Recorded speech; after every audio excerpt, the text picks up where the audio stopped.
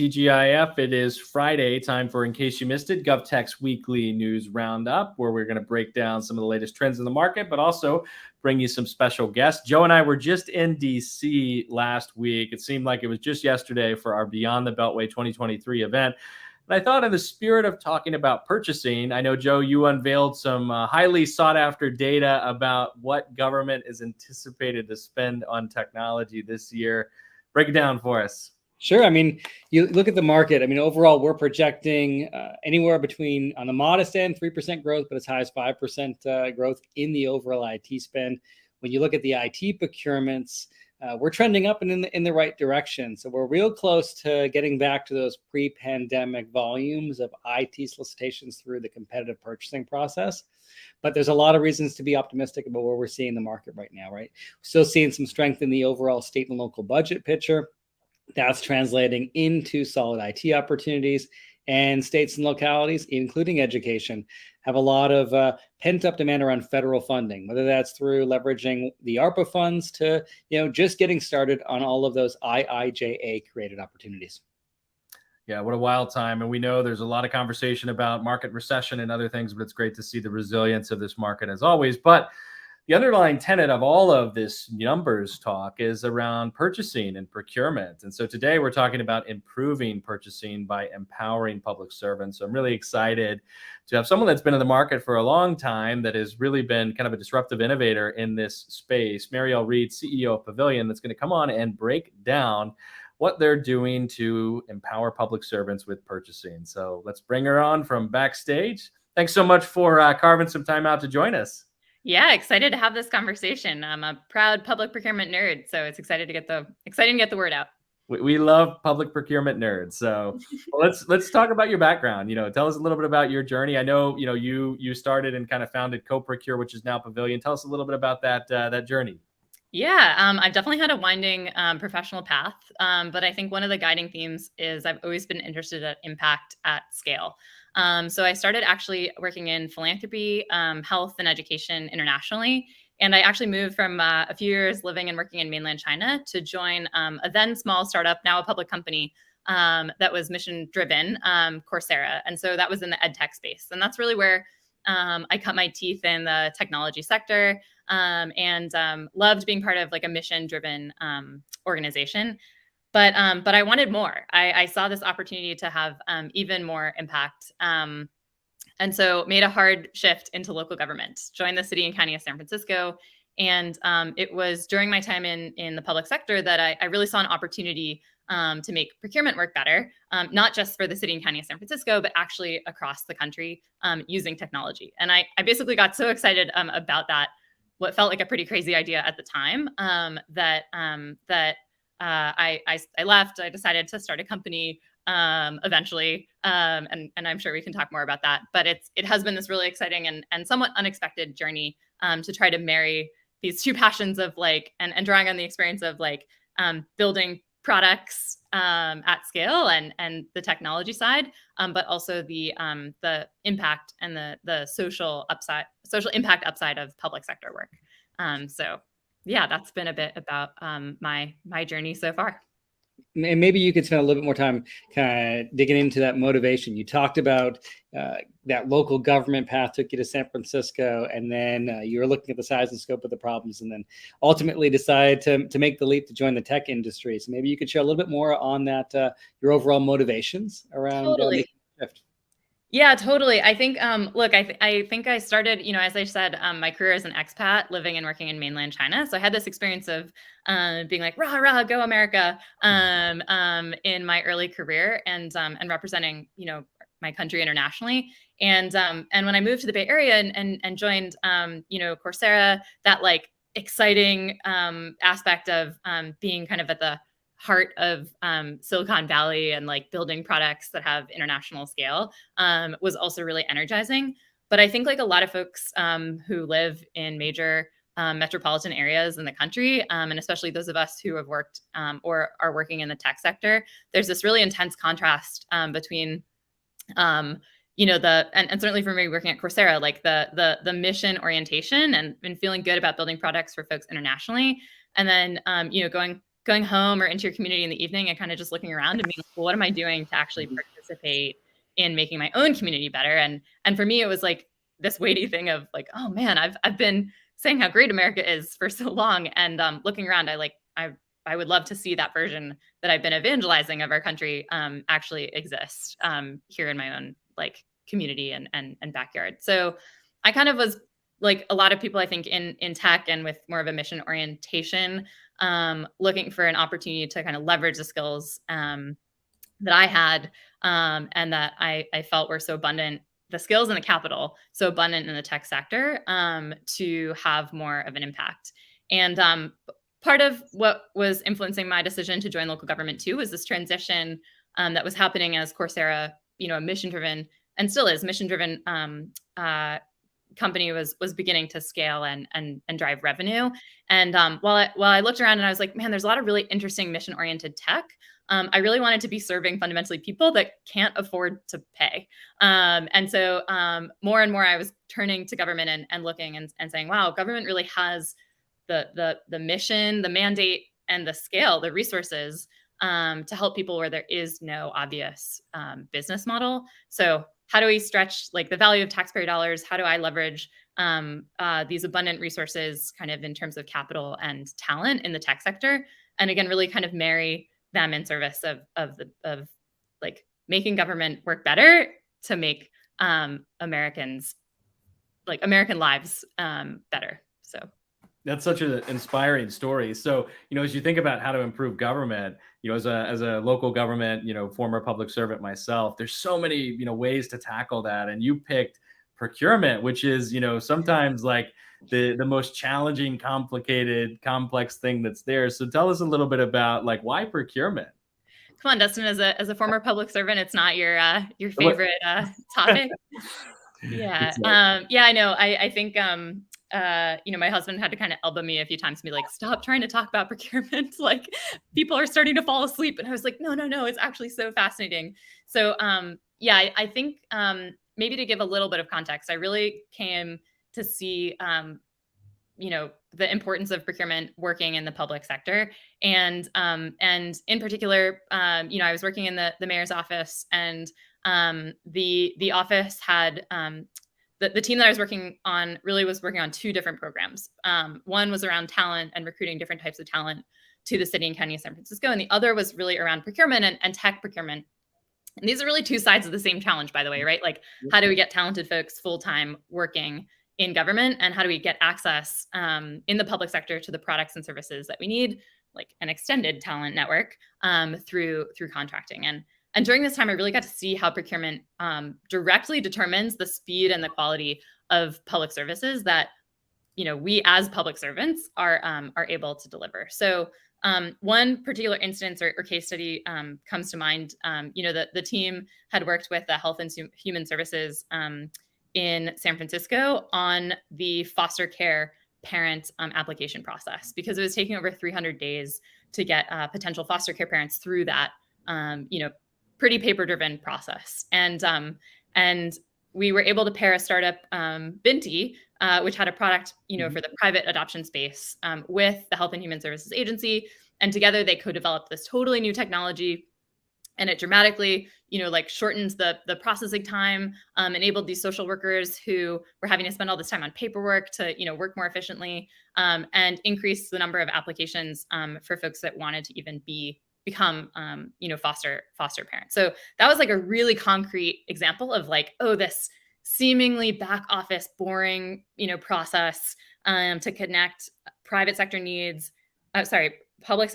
and private sector companies like actually drives things that I and so many other public servants care deeply about, right? Like, how are we as public servants working more efficiently? How are we rewarding our business community for problem solving on behalf of the public? And ultimately, how are we delivering fast, high quality public services to taxpayers that can really improve lives? And I love that example because I think oftentimes government can feel kind of indirect, but that on instance, like, you can really understand the impact on children, on families, and on our broader community of making what seems like a kind of paperwork, boring process actually work so much better. So my experience was really kind of looking at a few of those examples, working on this team that was touching a few procurements a year, a few $100,000 of spend, and thinking, how do you take what is successful or has worked about that experience and scale it? And I was like, hell, if there's a way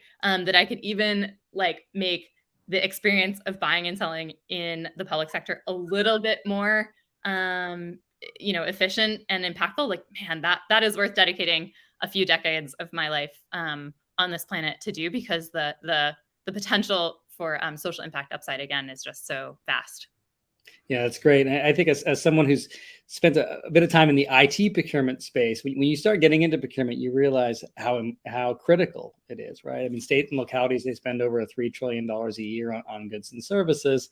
I still think like the average person doesn't consider procurement to be the most interesting subject in the world. But you've taken it even a step further than that. You've said, hey, government procurement may be the sexiest problem that government has to deal with. What exactly did you mean by that? Yeah, I've joked like, it's been there in glasses and a chunky sweater the whole time. But yeah, I think so many of the folks, including the ones that we partner with and have joined our team, are really looking for two things. They're looking for can I have a meaningful kind of impact and at scale, and can I like build a big meaningful business? And I think procurement and the way we're tackling addressing some of the challenges in the public procurement space is so exciting, because the opportunity to combine both of those things is so rare. Procurement for me is really sexy because direct massive impact, like procurement determines the quality and speed of public services, period. And it's also, as you said, Joe, 10% of US GDP. So it's like this vastly underserved market. So if you like big problems with big impact, public procurement is just really, really sexy. Love it. So let's talk about that sexy landscape today in government. What are some of the hurdles that you're seeing public servants kind of encounter as they're navigating the procurement process? And, why should this really matter to kind of the everyday people that are out there as well?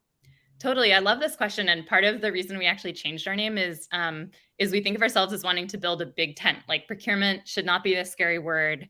It's such a critical process. And the people doing the work need the participation and buy-in from the public servants, who they're, the end users within their departments that they're working with, and also the business community. And like, one of the biggest challenges is just getting 10% of US GDP, and yet the space when it comes to kind of competitiveness and the number of businesses participating in the ecosystem is pretty anemic. And this is one of the other pieces of my inspiration for working on this problem. I remember going around and talking to folks that were building at some of these very well-known startups, and I would ask them, hey, does your company plan to, or are you building anything for the public sector? And they basically just kind of laugh at me. And I was like, oh, what a tragedy. Like, every business should be thinking about how we serve the public sector. The market is so huge, the need is so great, and yet there aren't enough people actually joining in kind of this mission. So we see ourselves as trying to build a big tent of folks participating in public sector problem solving through procurement. Specifically to answer your question about the challenges, so I'm gonna simplify this for the sake of time, but if you're a public servant, you can't just go onto Google or Amazon and buy. You have to purchase, and I'm sure you're both familiar with this intimately. You're required to purchase above a certain dollar threshold off of contracts that have been created through a formal competitive process. And the challenge is running that process typically takes anywhere from 4 to 24 months. And so it's slow. It deters a lot. Both the time and the expense of participating can deter a lot of businesses from participating. And every single time as a supplier that you want to win business from government, generally you're looking at responding to those RFPs, those bids. And so the cost doesn't really significantly come down over time either. The alternative in government to creating your own contract yourself is you can actually oftentimes leverage a contract that someone else in the public sector has already used. So this is called cooperative procurement, and it's a legal best practice. It's not some hacky workaround. And so the more I was talking to folks and I was like, yeah, we'd love if we could do that first RFP process faster, but actually we also acknowledge there's all this work that's already been done across the country at every single level of government, and we wish we could use that work more. But the only way that we're really finding the work that's already been done is like basically using 90s tech, right? It's like, hey, we're calling each other, we're sending emails to each other, we're visiting kind of one-off websites and running searches, the state of California, like these national purchasing cooperatives, GSA. So we really narrowed in on like that problem where it's like, hey, there's all this work that's already been done. There are these contracts and actually these suppliers that many of them don't even realize they've essentially been pre-qualified to sell into the public sector. And the big barrier is like having the information infrastructure to be able to connect the high intent buyers, the need coming from the public sector, with suppliers that have already been through this process. So that's really where Pavilion comes into play. We're building a search-based marketplace to connect like buyers who have a need with suppliers that have been pre-qualified. And the big picture goal is like, let's bring down the speed and the time to purchase. Let's lower the cost of buying and selling overall. So if you're a vendor thinking about selling into procurement, let's have the calculation be, oh, I need to go through this RFP process. But if I do, there's a path to actually seeing the cost to sell decline over time. Let's get all those folks that have actually been already awarded contracts like visible and discoverable. And that's so exciting. I think we're seeing a whole bunch of local suppliers in different categories kind of come online, which is awesome. And let's help governments actually share. We're all taking risks. We're onboarding these new vendors, just like the example with San Francisco and Binti. Like, how do we actually disseminate innovation faster? Well, having access to the procurement infrastructure, those contracts, is a really important way. So, I think the main problem that we're really tackling and that we see is kind of access to that information and the speed at which you can kind of share as a key driver to bring down costs of buying and selling overall and dramatically widen participation. And ultimately, like the big prize is like, let's improve the quality and speed of government across the country for all Americans, period. That's so great. We kicked off today's show talking about our outlook, at least at a high level, for IT related spending. But one of the things when you look across the country is you've got massive amounts of public works projects kicking off. You've got IT projects, and they're all challenged right now from a lack of capacity or workforce. Yeah. What role do you think procurement can have in being a force multiplier for addressing that challenge or other challenges that public sector organizations are facing today? Yeah, huge challenges. I mean, I think we see even procurement teams too, like a lot of retirements happening, workforce, access to workforce, and training, of folks being a huge challenge as well. So like, I think the idea is how do we work, smarter and not harder? And I think that's where we really kind of lean into like, there's a lot that we can, if our time is limited, let's spend that limited time adding value in a strategic way rather than recreating or reproducing work that's already been done, sometimes even within our own agency.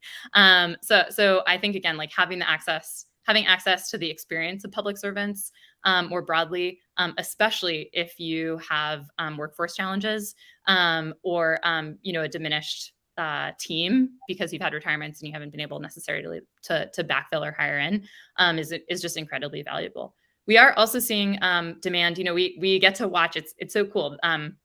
Government, as you both know, is such an industry of industries, and the demand for things like staffing and more consulting services has been rising. So we've seen that, like the folks that are able to provide kind of like temporary staffing or kind of like outsourced teams, we've seen demand for that kind of service increase as well. So I think governments are also starting to handle these challenges in different ways.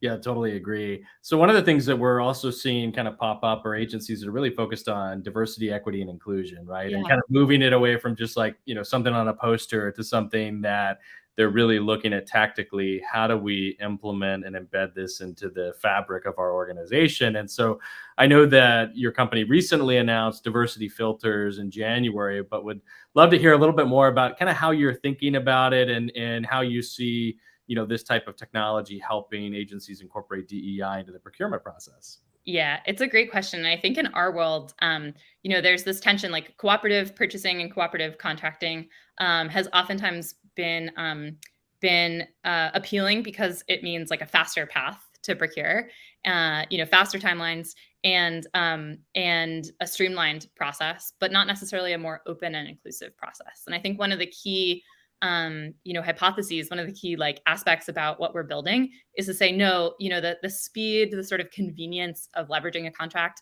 that already exists can actually go hand in hand and be part of the strategy of how you implement, an equity in contracting program. So we're working on this in a few different ways. First is we've made it easier than ever to find diverse and local businesses on Pavilion. That diversity filters launch that you just shared was interesting. Like we for a long time were allowing vendors to sort of tell us about their self-certifications, which the more we learned about the way that public procurement professionals what they need to see and how they need to be compliant, we're realizing, oh, that's kind of so broad, that information, that it's not actually meeting the needs of the people implementing these programs. So we've started aggregating all of this information about how businesses are certified, which today lives in very many different places, and personalizing what users on Pavilion are seeing based on what we know is important to their agency from a compliance perspective. So taking that burden off the business who has been certified to make sure that it's not on them to say, oh, you need this credential, not this one, or here are the 20 that I have. Please take your pick, and let me know which one works best for you. But actually to already have all of that data in one place, that information in one place, be able to surface that information. So allowing public servants to really quickly find vendors that are available on cooperative contract, take advantage of the sort of time savings, cost savings of leveraging a contract that already exists, but still get to work with and meet their DEI goals. The second thing, and really exciting, is we're also onboarding all of these new suppliers to Pavilion that have not heard of cooperative contracting or been aware of cooperative contracting in the past. And part of that dynamic is, I think, when we say cooperatives, we've actually started using a different word. We talk about it as shareable contracts, because people sort of have cooperatives as these big national purchasing cooperative organization contracts, and then they talk about piggybacking, like, hey, I'm using my neighbor's contract. So we're like, okay, it's shareable. But what we're seeing is we're unlocking more local data. So data coming from states, data coming from local agencies. Is there already so many more diverse, more local businesses, and in categories that have not been available on cooperative contract previously because they're hyper local.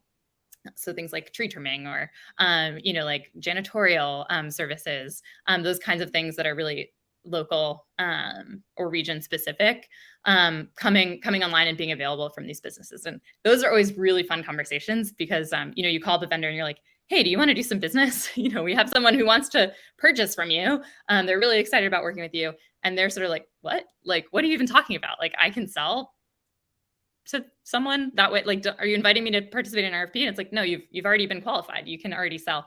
And that's just really, really exciting. And there's a great, local economic development angle there too. So high level, it's like these things are not mutually exclusive. And in fact, we're finding really cool ways to put them together.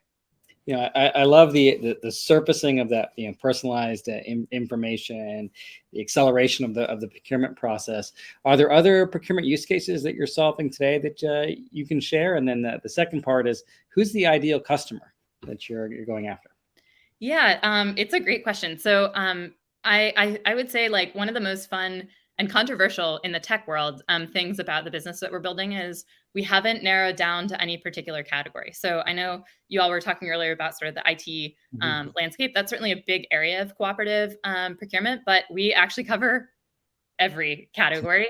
And we do that because oftentimes we know that the public procurement professionals that are using us regularly are responsible not only for buying IT, some are more focused, but many of them are buying, if you're sitting in a school district, you might be buying IT one day and like school food, even within the same day. So we feel it's really important to cover all those needs that public procurement professionals have. And like I said, it's a fun reminder of the just breadth of government, the sort of industry of industries that is government.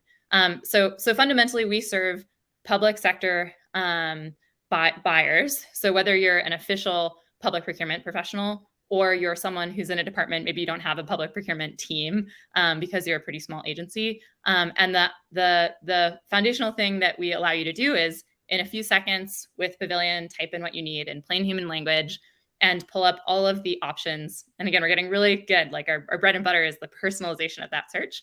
All of the things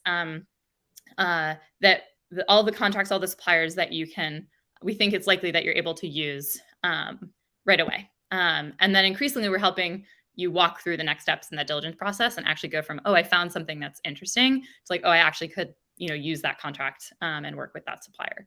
And one of the key things which I neglected to mention is we're totally free and always want to be free for public entities as well. So, I think one of my big motivating factors is like, as an older millennial who's using tech all the time to do way less important stuff, like public servants should have access to technology that is just as kind of user-friendly and intuitive as Google, as Amazon, as all the stuff we use in our private lives.